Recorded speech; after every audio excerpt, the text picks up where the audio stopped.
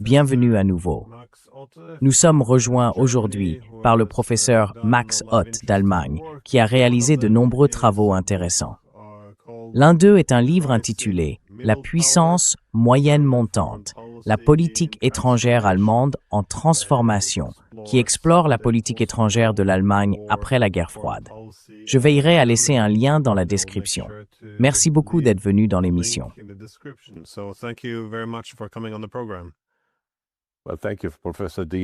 Eh bien, merci, professeur Diesen.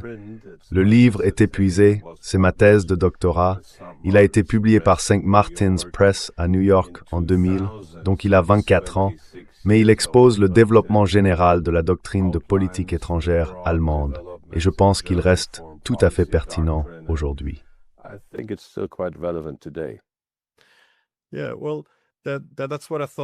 Oui, eh bien, c'est ce que je pensais aussi, compte tenu de la date et de ce qui était abordé dans le livre.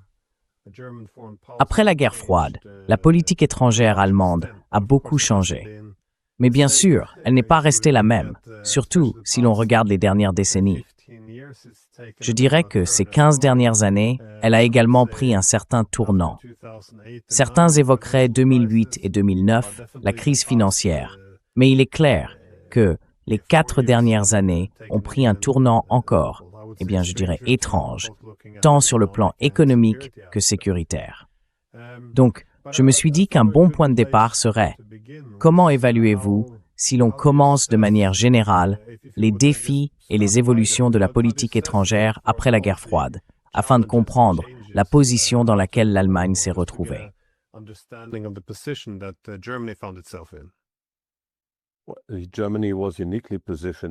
L'Allemagne occupait une position unique après la guerre froide pour être, disons, un médiateur entre l'Est et l'Ouest.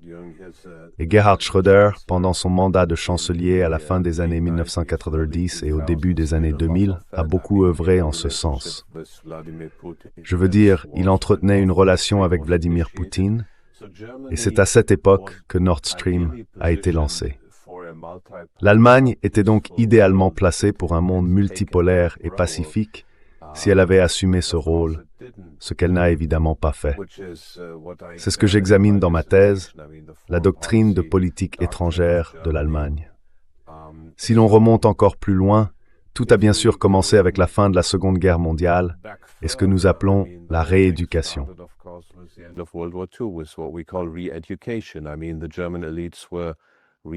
Je veux dire, les élites allemandes ont été rééduquées, pour ainsi dire, occidentalisées. Nous avions encore beaucoup de nazis au sein du gouvernement ou de la bureaucratie, donc ils étaient toujours là, mais les piliers de la politique étrangère allemande étaient clairs. On ne pouvait pas, et on ne le faisait pas, parler d'intérêts nationaux dans l'ancienne République fédérale. Les intérêts nationaux étaient toujours inextricablement liés à l'OTAN et à l'intégration européenne. Et c'est ce que pensait la génération de mon père, qui a servi quelques mois dans la Wehrmacht à la fin de la guerre. Heureusement, il n'a participé à aucun combat. C'est ce que pensait cette première génération d'après-guerre.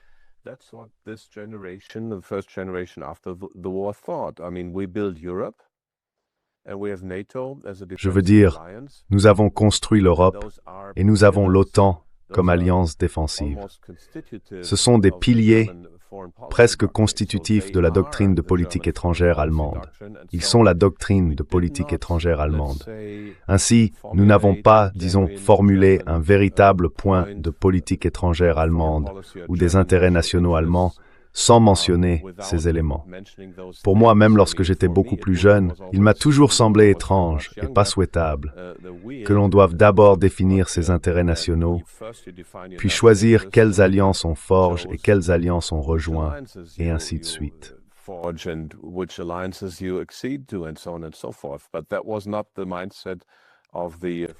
Mais ce n'était pas l'état d'esprit de la première génération après la guerre. Et bien sûr, il y a eu la rééducation et aussi un certain lavage de cerveau. Je veux dire, on parlait de 1945 ou de 1948 comme de notre zéro, ce qui bien sûr n'était pas le cas. Il y avait beaucoup de continuité avec la période d'avant le nazisme, ainsi que des continuités internationales. Mais cette génération pensait vraiment « nous construisons quelque chose de nouveau ». Et en Allemagne de l'Est, bien sûr, c'était aussi, comme l'heure zéro, nous construisons le socialisme. Ils étaient très proches de l'URSS. Mais au final, cela ne nous a pas vraiment servi. Et nous pourrons en reparler lorsque l'occasion de la réunification s'est présentée.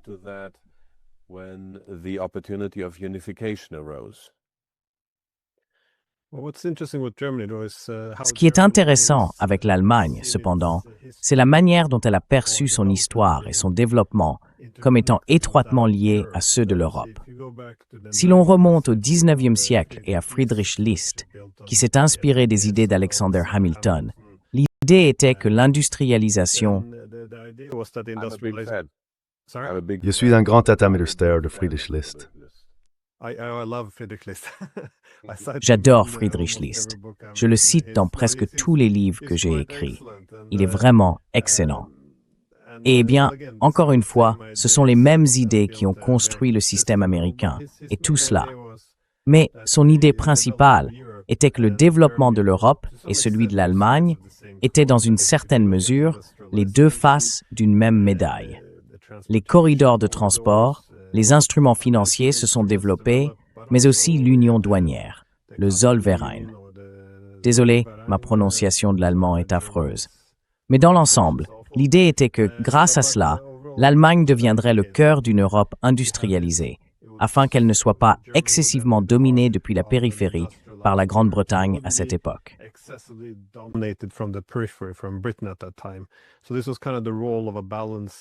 C'était donc en quelque sorte le rôle d'une structure équilibrée, ou l'on pourrait même dire multipolaire, à l'époque, sans trop extrapoler. Mais je pensais qu'au cours de la guerre froide, le chancelier Helmut Schmidt avait fait un commentaire en 1968 où il affirmait que la politique étrangère allemande reposait sur deux piliers, la communauté européenne et l'Alliance Atlantique Nord, c'est-à-dire l'actuelle OTAN. Et il disait que cela était nécessaire, non seulement pour une Europe stable, mais aussi pour contrebalancer ce qu'il appelait la force relative toujours croissante de l'Allemagne.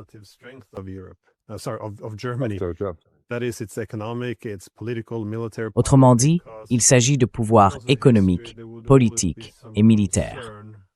En raison de l'histoire, il y aurait toujours une certaine inquiétude quant à la force relative de l'Allemagne. Et comme l'Allemagne était en plein essor, il était important, disait-il, de nous vêtir, c'était le mot qu'il employait, du manteau européen. Et encore une fois, il n'y avait rien de trompeur là-dedans. C'est simplement que ce qui est bon pour l'Allemagne devrait être bon pour l'Europe, et que les autres Européens voient que la montée de l'Allemagne était ancrée dans l'Union et dans l'OTAN. Ainsi, cela ne serait pas perçu comme un jeu à somme nulle, en somme. Mais comment voyez-vous aujourd'hui le cadre institutionnel de l'Europe? Car ces piliers ne se portent pas bien.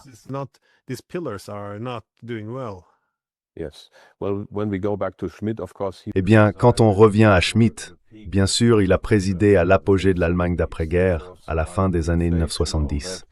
C'était l'époque de l'inflation et de tout cela. L'industrie allemande était vraiment forte. Et Schmidt n'a pas fait grand-chose pour des raisons de production, je veux dire, les conditions en Allemagne. Il a simplement présidé une Allemagne économiquement très forte. Et il l'a bien fait. C'était un homme de parole intelligente, mais il n'a pas fait grand-chose sur le plan économique. Par exemple, il disait avec le président français Giscard d'Estaing, « Nous laissons les Français faire les grands gestes symboliques, et nous restons à l'arrière-plan pour coopérer avec eux, et ainsi de suite. »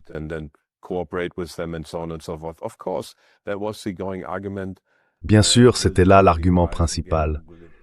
L'Allemagne se relèvera-t-elle? Redeviendra-t-elle mauvaise? Mais cela, évidemment, est déjà un scénario étrange, car nous prenons Hitler et le Troisième Reich comme point de référence, et nous sommes 30 ans plus tard. C'était une Allemagne totalement différente. Donc oui, l'Allemagne, si elle avait défendu ses propres intérêts plus fermement, serait devenue de plus en plus puissante. J'ai récemment vu, disons, une projection technique based sur Elizabeth Mina per Stays Carrie Germoid n'avait pas eu.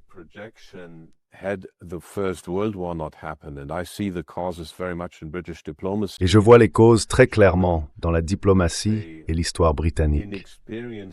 L'Allemagne était, disons, inexpérimentée, diplomatiquement peu aguerrie et pas très avisée. Mais quoi qu'il en soit, si la Première Guerre mondiale n'avait pas eu lieu, et il était manifestement dans l'intérêt du Royaume-Uni qu'elle ait lieu, alors l'Allemagne compterait aujourd'hui environ 200 millions d'habitants, simplement par développement naturel. Mais bon, c'est de l'histoire alternative, bien sûr. C'était là l'argument principal, il faut contenir la puissance allemande. Mais si l'on va encore plus loin, c'est là que cela devient pervers. On en arrive à Joschka Fischer, qui fut ministre des Affaires étrangères sous Schröder, et qui, au milieu des années 1990, avait écrit une déclaration tristement célèbre « Il faut diluer l'Allemagne jusqu'à ce qu'il n'en reste plus grand-chose, sinon elle posera problème. » Dierflit of Saint-Itanitu l'Allemagne tenir blême.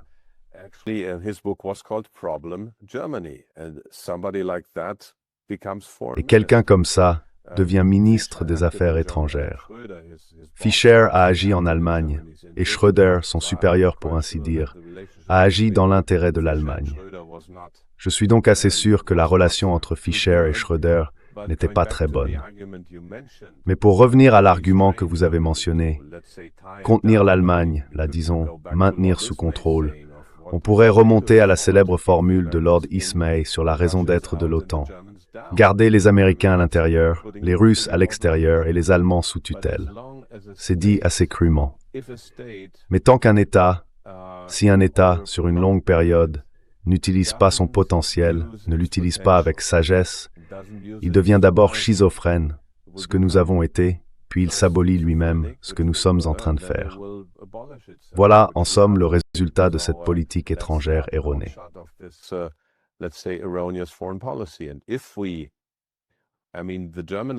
Et si nous, je veux dire l'idée allemande de l'Europe serait une Europe fédérale, une Europe de subsidiarité, décentralisée, non centralisée, mais fédérale, c'est-à-dire un homme, une voix.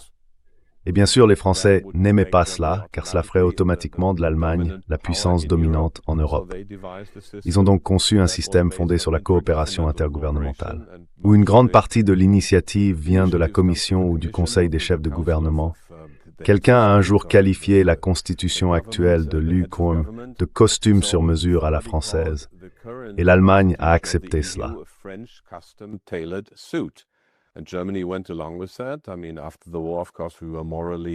Je veux dire, après la guerre, bien sûr, nous avons été moralement, disons, blâmés, et à juste titre.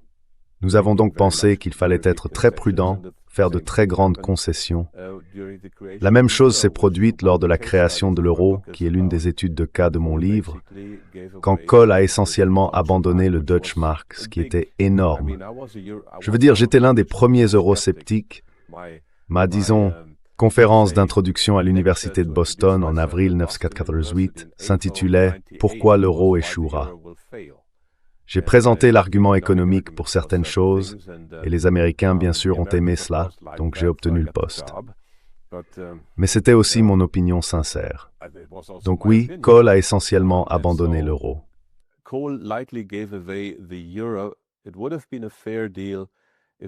Cela aurait été un accord équitable s'il y avait eu une dissuasion nucléaire centrale ou multilatérale européenne. Si l'armée française avait été intégrée dans une structure multilatérale, alors j'y verrais un accord équitable. Et l'Allemagne aurait alors utilisé son potentiel. Mais cela, bien sûr, ne s'est pas produit. Nous avons donc une UME hautement centralisée et dysfonctionnelle. Et je pourrais ajouter une chose de plus, en fait. Lorsque Jacques Delors a présenté le plan Delors, j'ai pensé que c'était une bonne idée. Il a dit que nous construisions l'Europe de bas en haut, c'est-à-dire que nous unifions les choses, nous unifions les réglementations, nous grandissons ensemble de cette manière. Et ensuite, bien sûr, nous avons eu Schengen.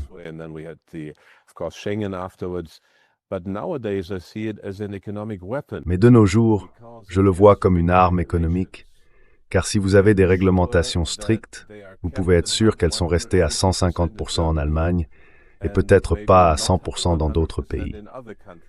Ce type de réseau réglementaire rigide constitue donc en réalité un fardeau économique pour l'Allemagne et un avantage pour d'autres nations. Je pourrais passer en revue de nombreux domaines économiques différents et montrer en quoi l'Allemagne est en position de désavantage relatif au sein de cette Union européenne, car on dit toujours que nous avons besoin de l'Europe pour l'industrie allemande, dont il ne restera pas grand-chose après cette année, mais aussi pour la croissance allemande, et ainsi de suite. C'est en partie un mythe. Je pourrais approfondir le sujet, mais je suppose que ce n'est probablement pas l'endroit pour cela.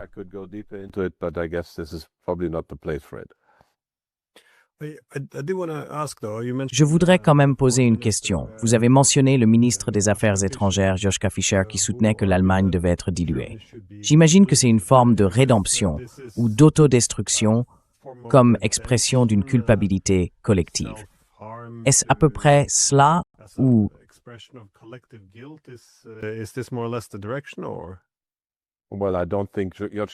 Eh bien, je ne pense pas que Joschka Fischer ait été quelqu'un qui ressentait beaucoup de culpabilité. Je veux dire, il faisait partie du mouvement écologiste radical de gauche à Francfort dans les années 1970. Il conduisait des taxis, il se battait avec les flics, c'était un dur. Plus tard, il a vu que le jeu se jouait autrement et il s'est simplement adapté. Pour moi, c'est du pur opportunisme. Il a compris que les véritables décideurs de la situation n'étaient pas en Allemagne, que la marge de manœuvre de l'Allemagne était très limitée.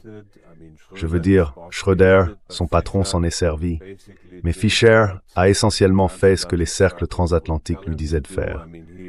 Il a fortement soutenu le bombardement de la Serbie puis du Kosovo. Et après sa carrière politique active, il est devenu conseiller pour le fonds spéculatif de Madeleine Albright. Donc pour moi, c'était du pur opportunisme. Il disait ce qu'il fallait dire pour décrocher le poste suivant dans un environnement dominé par les États-Unis.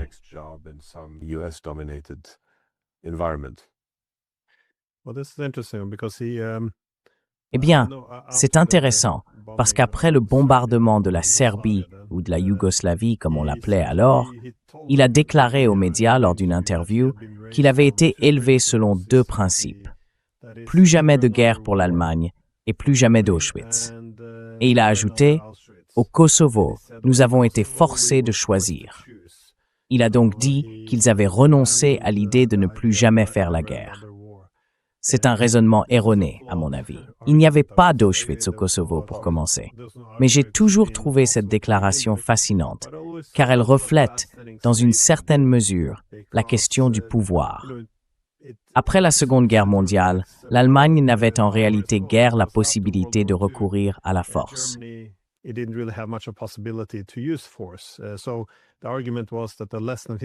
Donc l'argument était que la leçon de l'histoire, c'était plus jamais de guerre. À cause du passé, cela exigeait de l'Allemagne de la retenue. Mais après la guerre froide, nous avons entendu cette rhétorique de Fischer, selon laquelle, en raison des crimes du passé, l'Allemagne avait une responsabilité particulière, non seulement d'empêcher qu'elle-même ne les commette, mais aussi d'empêcher d'autres de commettre des crimes de guerre similaires. Ainsi, soudainement, l'histoire n'était plus une raison de se restreindre, mais une raison de lever les restrictions. Et j'ai pensé, oui, de l'opportunisme politique, comme tu l'as défini. Absolument. Cela semble bien être une manière appropriée de le définir.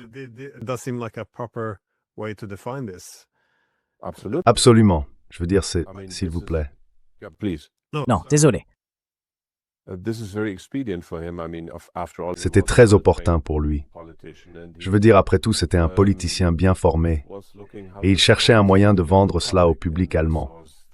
Et c'est ainsi qu'il a trouvé comment le faire, alors il l'a fait. Et il a détruit au passage le Parti vert, ou l'a transformé en l'un des partis les plus influencés par les ONG transatlantiques, bellicistes, probablement le plus belliciste d'Allemagne. Ce qui est étonnant, car en réalité, quand j'avais 18 ans, j'avais envisagé d'adhérer au Parti vert. Je viens d'un foyer conservateur, mais c'était au départ un phénomène très allemand. Je veux dire des gens qui tricotent au Parlement, des écolos, des gens écologiques qui tricotent là, Il y avait quelques, disons, agriculteurs, un ou deux, ayant des liens nazis à la phase fondatrice. Mais c'était quelque chose de très allemand. Pas de guerre, rester en dehors de l'OTAN, se retirer, Nalle des Tortem et Race.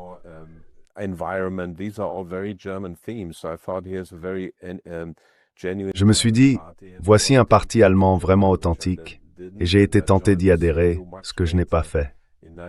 J'ai rejoint la CDU bien plus tard, en 1991, après avoir bénéficié d'une bourse de leur part pour mes études. Mon père est mort en 1983, donc j'ai adhéré à la CDU en 1991 par gratitude pour cette bourse.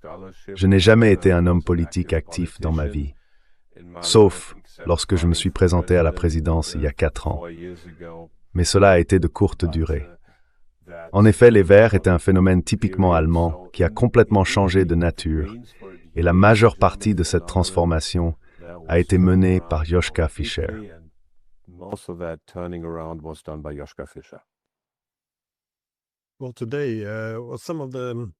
Eh bien, certaines de ces racines se manifestent encore aujourd'hui. Les Verts semblent désormais très militaristes, avec Baerbock et d'autres qui emploient un langage assez martial. J'ai trouvé cela étrange, car la manière dont l'Allemagne a géré sa relation avec la Russie est intéressante. D'un côté, l'Allemagne a maintenu ses relations avec les Américains et les Européens à travers 2 cadres, l'UPR et l'OTAN. Mais pendant la guerre froide, l'Allemagne avait également une bonne approche vis-à-vis de l'Union soviétique. Alors que les Américains adoptaient souvent une ligne plus dure, nous devons affaiblir, épuiser les Soviétiques, les Allemands privilégiaient davantage une politique d'ouverture.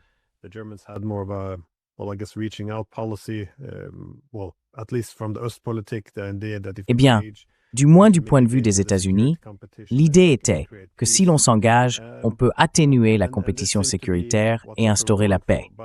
C'est ce qu'il semblait viser. Mais après la guerre froide, un sentiment s'est développé à Moscou, depuis Gorbatchev, selon lequel les Russes avaient soutenu la réunification allemande. Pourtant, lorsqu'il a été question d'unification européenne, c'est-à-dire de véritables accords et institutions de sécurité pan-européens comme l'OSCE, ils se sont sentis plus ou moins trahis, car ils ont été confrontés à l'expansion de l'OTAN qui a redivisé le continent en déplaçant simplement les lignes de fracture plus à l'est. Alors, comment voyez-vous cela?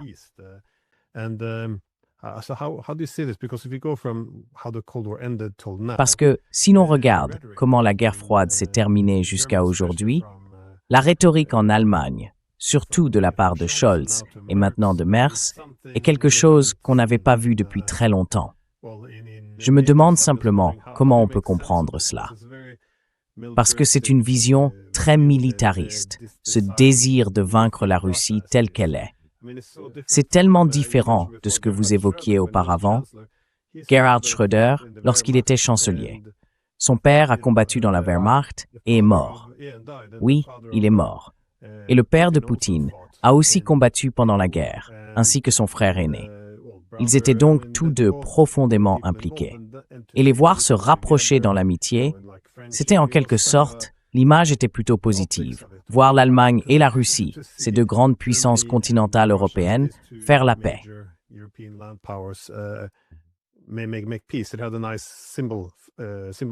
Cela avait un bel effet symbolique. Mais aujourd'hui, Schröder est très critiqué en Allemagne pour ses liens avec la Russie.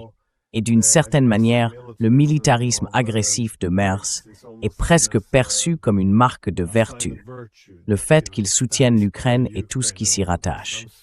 Je me demandais comment vous percevez ce changement massif d'attitude envers la Russie, alors que la Russie et l'Allemagne se retrouvent à nouveau en opposition. Et désolé pour la question un peu longue, mais si vous êtes actuellement à Moscou, ce ne sont pas les Américains qu'on regarde avec le plus de colère.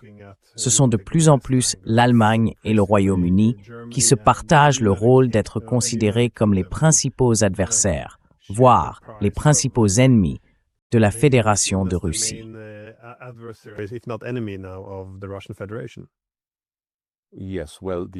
Oui, eh bien, le Royaume-Uni, bien sûr, a toujours été l'acteur de l'ombre qui initiait ces choses, mais les Allemands étaient disposés à suivre. J'ai 2 pistes. Tout d'abord, comment cela a-t-il pu arriver? Je veux dire, la diplomatie allemande a toujours été, ou du moins le plus souvent, très faible, du moins au niveau du corps diplomatique du Kaiserreich. Le corps diplomatique n'était pas à la hauteur de celui des Britanniques. C'était une nation très jeune. Les Britanniques avaient des siècles d'expérience dans le jeu de la diplomatie, parfois un jeu malveillant, parfois très rusé. Les Allemands étaient directs, pas très bien formés. Bismarck ne s'intéressait pas à construire une tradition. Il faisait les choses lui-même et avançait assez vite.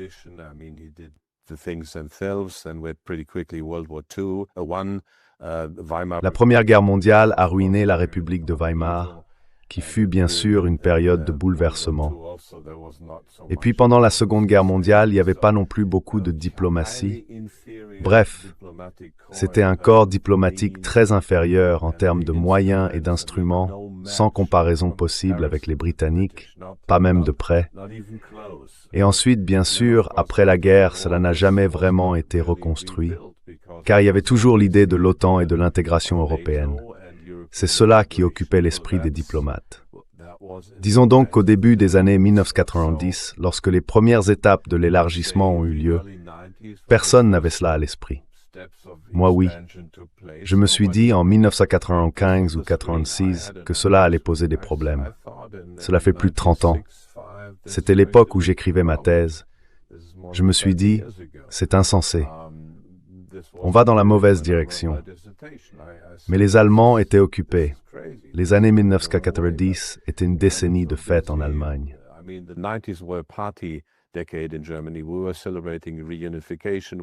Nous célébrions la réunification. Nous avions une bonne économie, mais beaucoup de choses ont été perdues dans les années 1990. Je veux dire, ça n'était tout simplement pas à l'ordre du jour. De plus, la concurrence, je veux dire, les Américains sont passés du statut de partenaire économique à celui de concurrent au début des années 1990, comme ça. Et puis Willy Wimmer, ancien secrétaire d'État à la Défense de longue date, issu de la CDU, m'a dit ceci. En 1991 ou 1992, disons que toute l'ouverture a changé. Il y avait beaucoup plus de concurrence économique de la part des États-Unis, et la même chose s'est produite avec les systèmes juridiques. Je veux dire, nous aurions pu diffuser le système juridique continental allemand en Europe de l'Est, mais il est devenu plus proche du système anglo-saxon. Et ce sont deux philosophies du droit très très différentes. Aujourd'hui, l'Allemagne et la France sont de plus en plus contraintes de jouer. Eh bien, leurs équipes de football doivent jouer selon les règles du football américain. Et nos entreprises aussi, en comptabilité, et ainsi de suite.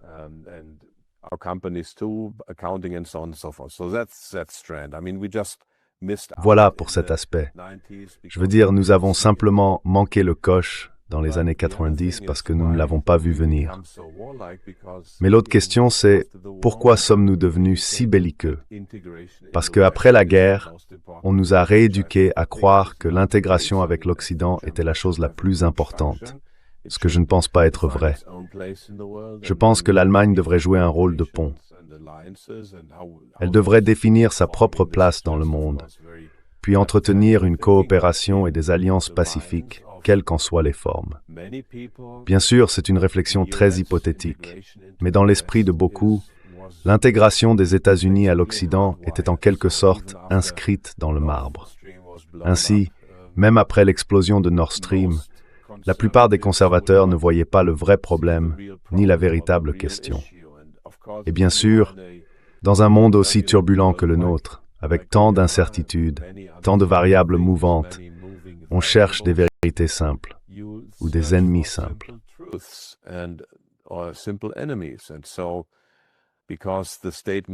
Et donc, parce que l'appareil médiatique d'État est totalement contrôlé par les médias, enfin, ne disons pas le gouvernement, mais le consensus dominant, qui est bien sûr le consensus gouvernemental, ces points de vue sont mis en avant. Les réseaux sociaux sont censurés, et cela se produit depuis 2017, lorsque nous avons eu la première grande loi à ce sujet. Je veux dire, déjà en 2014, même au moment de l'Euromaïdan, j'ai lu un livre à ce sujet, il y avait une immense indignation sur les forums de discussion publique quant à la manière dont cela avait été géré. Les gens disaient qu'il fallait chercher le dialogue avec la Russie, que c'était un coup d'État orchestré par l'Occident. Il y a eu une énorme vague d'indignation. Je peux te transmettre le livre ensuite. Il est en allemand, mais il a de bonnes notes de bas de page. Gudrid har Fragzener för matter för Brithruvis, Halpiskis in town for Zuteb Deba.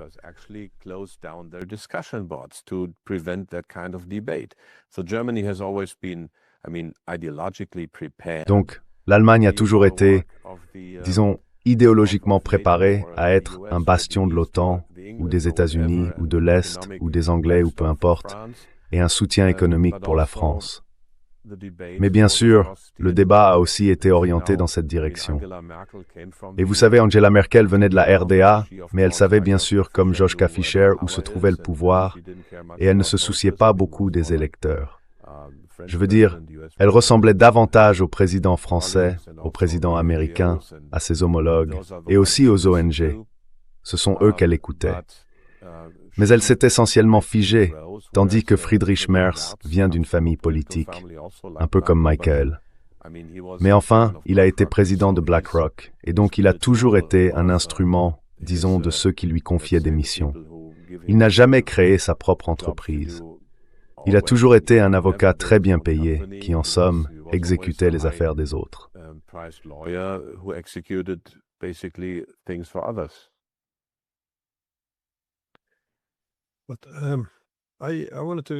Mais je voulais revenir à l'idée de l'Allemagne, car être une puissance économique n'est pas la même chose qu'être une puissance géoéconomique.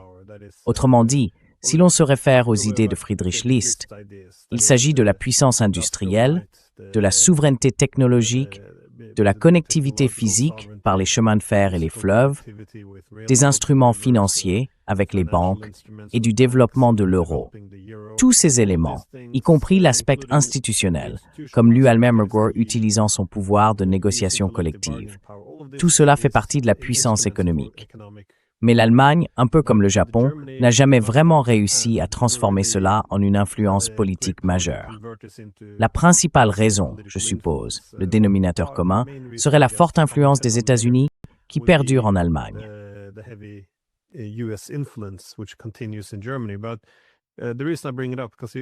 Mais la raison pour laquelle j'en parle, c'est parce que vous avez mentionné que la dynamique entre compétition et coopération avait changé après la fin de la guerre froide. Et je suppose que sous l'angle géoéconomique, l'argument que je formule souvent est que, pendant la guerre froide, toute cette rivalité économique était en grande partie contenue. La raison pour laquelle nous avons connu 2 guerres mondiales auparavant, c'est qu'il existait une rivalité entre les puissances industrielles montantes. Mais pendant la guerre froide, les lignes de démarcation étaient très claires. Il y avait les capitalistes, il y avait les communistes. Et comme les principaux adversaires communistes étaient découplés de la diplomatie économique et des marchés internationaux, cela permettait de gérer la compétition. De plus, comme la principale préoccupation était la menace soviétique, US avait un effet d'atténuation entre les nations capitalistes occidentales.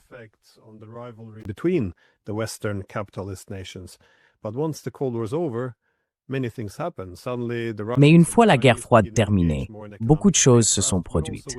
Soudainement, les Russes et les Chinois ont commencé à s'impliquer davantage dans la diplomatie économique. Mais aussi, en l'absence de la menace soviétique, la concurrence industrielle entre Européens et Américains allait de manière prévisible s'intensifier. Cela a donc créé une situation très différente. Dans ce contexte, et compte tenu de la relation plus complexe avec la Russie, quel est, selon vous, le principal défi auquel l'Allemagne doit faire face à l'avenir? Car le système de l'OTAN semble se fissurer. L'Union européenne a connu de meilleurs jours, et nous voyons désormais la possibilité d'une guerre directe avec la Russie. Alors, comment l'Allemagne navigue-t-elle dans ces eaux difficiles?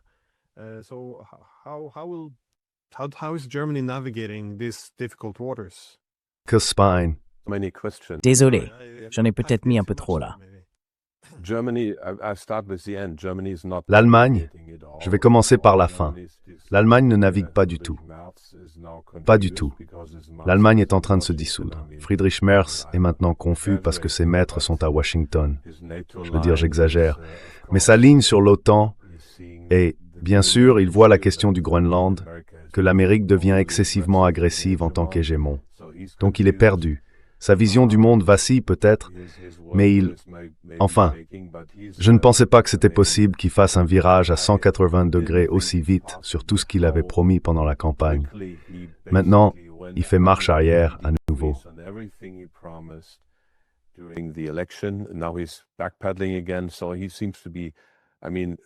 Donc, il semble être, disons, monsieur opportunisme, changer d'avis au carré.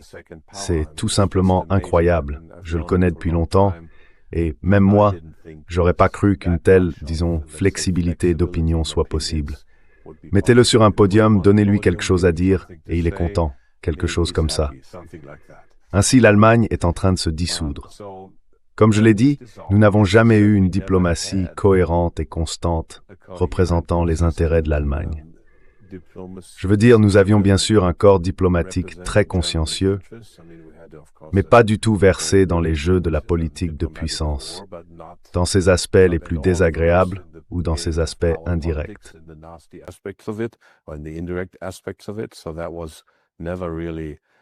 Donc, c'était jamais vraiment la même chose qu'en Grande-Bretagne. Et je suis tout à fait d'accord avec toi sur le fait que nous avons été laissés tranquilles jusqu'en 1991, économiquement pour l'essentiel. Nous n'avons jamais eu de diplomatie économique, car l'Allemagne, comme la Norvège, était une économie fortement, disons, en réseau et orientée vers le consensus. Il y avait les associations industrielles, les réseaux au sein de l'industrie, et cela fonctionnait plutôt bien. Cela a marché depuis l'Empire allemand, à travers la période nazie, puis dans la République fédérale d'Allemagne. Bien sûr, Speer a imposé une certaine planification centrale après 1942 ou 1943, mais ces réseaux ont continué à fonctionner, tandis que les États-Unis et la Grande-Bretagne ont toujours eu une approche diplomatique très marquée des questions économiques.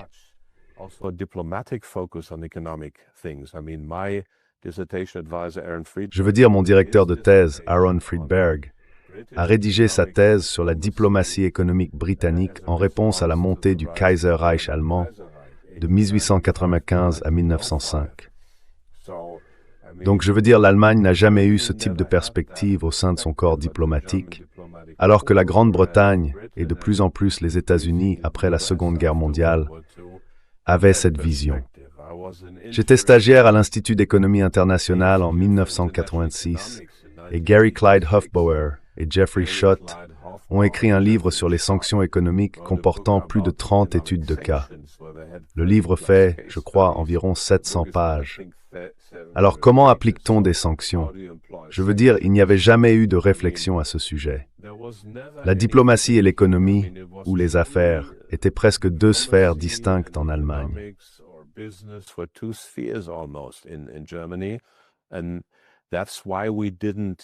Et c'est pour cela que nous n'avons pas compris ce qui se passait dans les années 1990.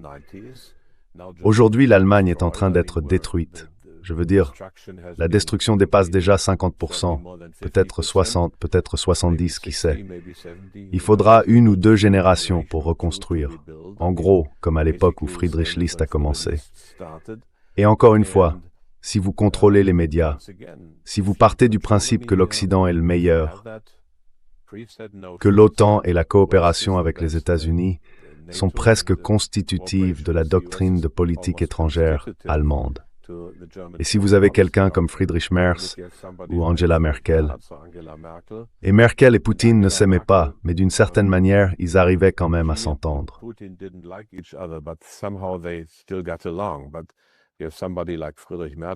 Mais vous avez quelqu'un comme Friedrich Merz, profondément ancré dans la tradition, disons, de la pensée occidentale anti-russe.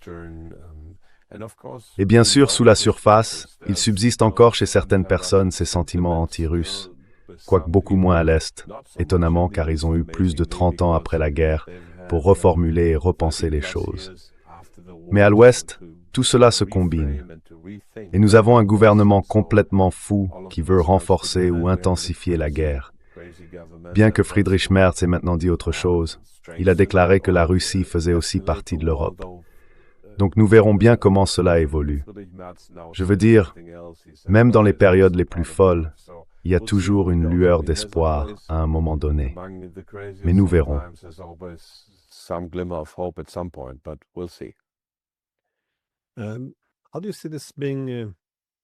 Comment voyez-vous cela? Parce que vous ne cessez de dire, ou plutôt de souligner, que l'Allemagne est en train d'être détruite, et qu'elle se détruit en grande partie elle-même, en ne poursuivant pas des intérêts nationaux très élémentaires. Certains affirment qu'il y a là une continuité historique. Lorsqu'un pays se laisse séduire par des idées cosmopolites qui s'écartent de l'intérêt national, il a tendance à négliger ces derniers. Par exemple, lorsque Napoléon a envahi au début du XIXe siècle, certains princes allemands ont abandonné leur souveraineté et leurs intérêts nationaux sans grande résistance. Il y eut même, dans une certaine mesure, un certain enthousiasme, car on a parfois qualifié cela de honte des princes. Autrement dit, l'annexion napoléonienne fut dans une certaine mesure accueillie favorablement, en partie parce qu'ils ont reçu une compensation économique, mais aussi pour des raisons culturelles, par le sentiment de participer à une idée plus cosmopolite.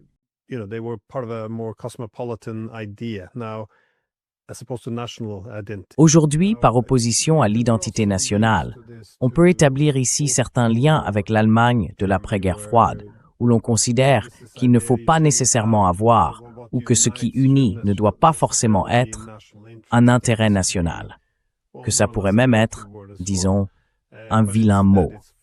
À la place, cela s'inscrit dans l'Occident politique, en tant que communauté de valeurs, comme le suggère l'Union européenne, ou même en tant qu'Occident politique avec les États-Unis.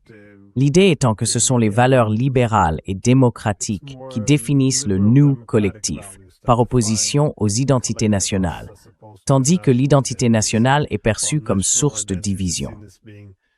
Est-ce que cela fait partie de l'explication, selon vous, de la réaction de l'Allemagne face à Nord Stream?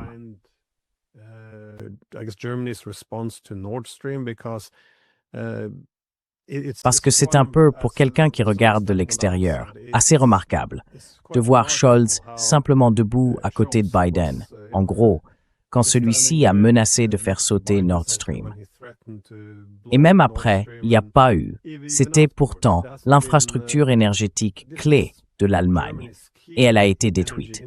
Pendant un temps, on a accusé les Russes parce que ça servait bien l'unité occidentale. Mais quand il est devenu évident que c'était soit les Américains, soit les Ukrainiens, probablement les États-Unis impliqués d'une manière ou d'une autre, toute l'affaire a simplement disparu. Et on n'en parle plus beaucoup. Je sais qu'il y a quelques enquêtes, mais voyez-vous cela comme une question d'idées cosmopolites contre identité nationale, ou pensez-vous que ce n'est pas la bonne manière d'aborder le sujet?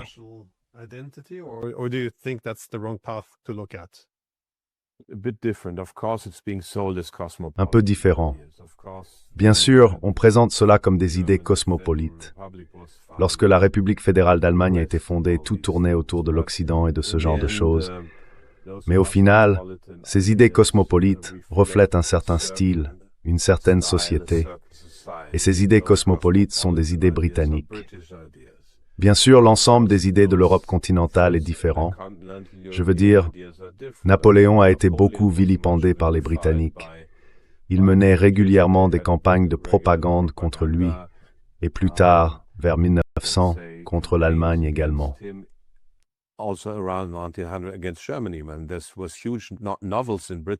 Et il y avait ces énormes romans en Grande-Bretagne sur la façon dont les 200 000 domestiques allemands à Londres se révolteraient et prendraient le pouvoir.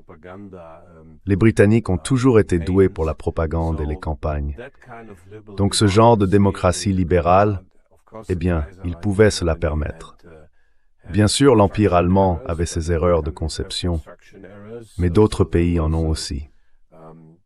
L'une d'elles était que l'opposition n'était jamais vraiment autorisée à accéder au pouvoir, ni à jouer un rôle politique, de sorte qu'elle restait éternellement dans l'opposition. C'est une erreur de conception. Le système britannique, lui, assimilait rapidement l'opposition. Mais malgré tout, ce sont des styles nationaux différents. Ce n'est pas une question de cosmopolitisme contre nationalisme. Je veux dire, les Français ont un système de gouvernement différent, les Allemands en ont un autre, et les Britanniques aussi.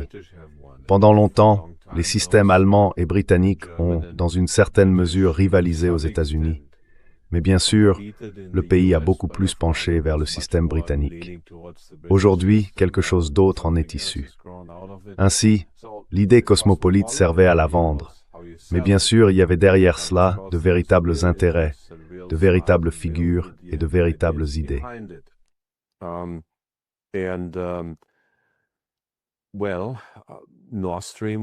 Eh bien, Nord Stream, si tu y fais encore référence, un contrôle médiatique strict, le contrôle des élites à travers des cercles transatlantiques, la propagation de ces idées, tout cela est profondément ancré dans l'esprit des gens. Je veux dire, les gens ordinaires diraient que c'est insensé, mais si tu fais partie de la classe politique, et la classe politique est assez détachée de la vie quotidienne, la plupart étant des politiciens de carrière, tu peux bien sûr implanter cette idée et ensuite la diffuser.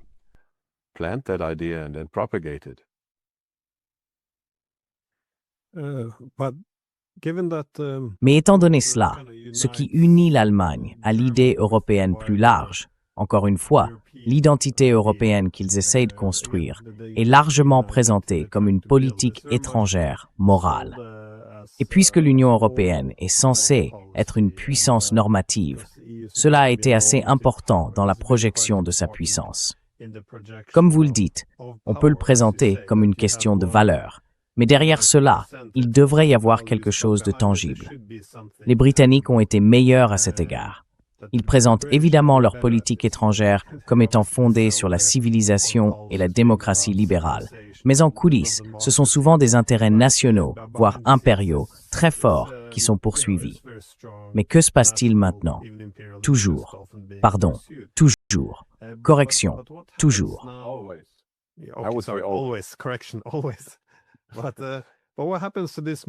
Toujours. Mais qu'advient-il de cette politique étrangère morale maintenant? Parce qu'il est difficile de maintenir cette apparence après la Syrie, par exemple. Quand, vous savez, on s'allie désormais avec le chef de l'État islamique en Syrie, après avoir soutenu le génocide à Gaza. Après, l'Iran, quand c'est Merz qui a dit « Eh bien, les Israéliens font notre sale boulot en détruisant et en bombardant les installations nucléaires en Iran. » Et bien sûr, l'Ukraine a tout un dossier à part entière en ce qui concerne les actes profondément immoraux qui seront lourdement affectés. Mais comment voyez-vous cela? Est-ce que cela dissout toute l'idée de notre politique étrangère, c'est-à-dire la politique étrangère de l'UMM, la politique étrangère allemande, ou bien cela n'a-t-il pas encore vraiment fait son chemin?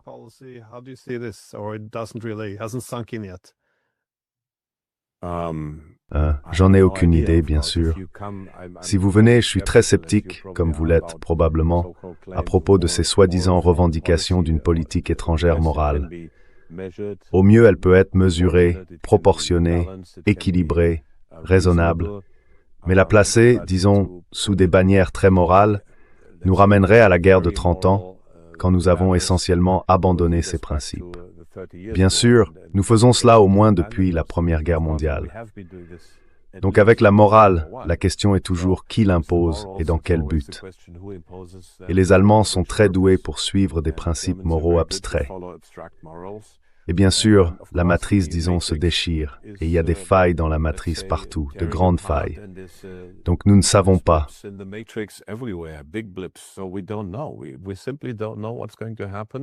Nous ne savons tout simplement pas ce qui va se passer. Mon scénario rêvé que j'ai décrit dans mon livre World System Crash, enfin il est en allemand, environ 630 pages, je l'ai écrit il y a 8 ans. Mon scénario idéal serait bien sûr un monde multilatéral avec une Europe quelque peu, et d'une certaine manière, unifiée. Mais j'ai déjà dit à l'époque que c'était très improbable. L'issue la plus probable est une nouvelle guerre froide, avec un bloc américain et une Europe totalement soumise, et un bloc chinois. Et puis c'était en 2019, j'ai dit que le statut de l'Inde et de la Russie restait ouvert. Donc d'une certaine façon, nous dérivons dans cette direction. Nous avons un pôle américain, un pôle chinois, quelques pôles plus petits, et je n'ai aucune idée de si nous traverserons cette transition sans nouvelle catastrophe majeure ou non.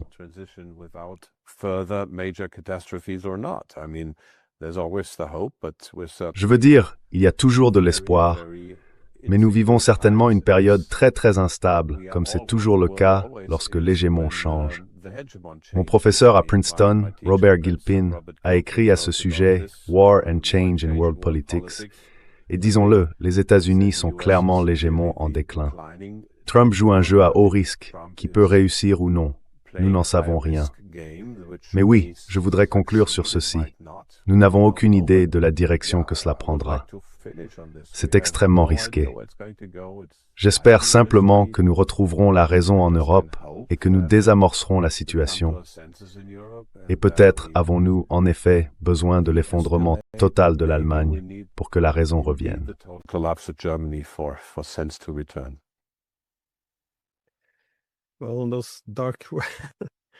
Eh bien, dans ces sombres pensées de Perruche, oui, non, quelque chose doit clairement, je suppose, changer ou s'ajuster. Je souligne souvent que la multipolarité est quelque chose que nous devrions prendre au sérieux en Europe, comme une réalité en termes de répartition du pouvoir. Je pense que durant le monde bipolaire, il était toujours dans l'intérêt de l'Amérique de s'assurer que ses États de première ligne réussissent. Ainsi, l'Allemagne de l'Ouest devait être meilleure que l'Allemagne de l'Est. Dans l'ère post-guerre froide, je pense que l'effort a été de créer un hégémon collectif, et l'Allemagne a eu un rôle particulier en tant que l'un des nœuds clés permettant aux États-Unis de projeter cet empire mondial.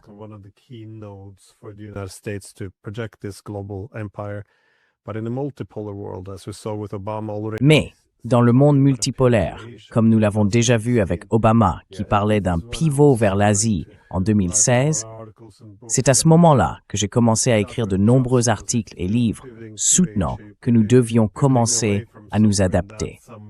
Car si l'on se tourne vers l'Asie, on se détourne forcément de quelque part. Et ce quelque part, c'est l'Europe. Une fois que l'Europe perdra sa valeur pour les Américains, ils commenceront à remodeler la relation transatlantique. Donc, au lieu d'investir massivement à travers des accords économiques généreux ou d'assurer la sécurité, je pense qu'ils passeront à quelque chose de plus extractif. Comme on le voit maintenant avec Trump, les industries doivent se déplacer aux États-Unis. Davantage d'énergie doit être achetée aux Américains. Les armes doivent être achetées aux Américains. Et pourquoi ne pas prendre un peu de territoire comme le Groenland tant qu'ils y sont? Les Européens ne se sont pas vraiment adaptés à cela en termes de gain de puissance.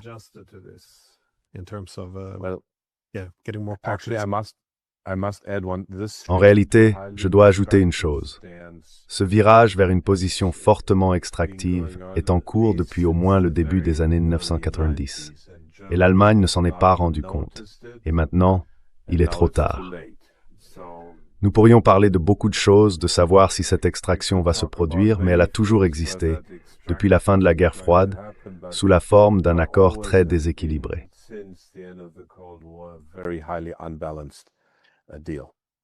Alors, est-il trop tard pour changer maintenant, pour s'adapter? Rewal aussi westesmo vous extrêmement difficile. Eh bien, professeur Ott, merci beaucoup d'avoir pris le temps. Et en tant qu'Européen moi-même, je pense que nous devrions nous rappeler que ce qui se passe en Allemagne nous affectera tous sur ce continent. Alors, merci beaucoup. Et merci.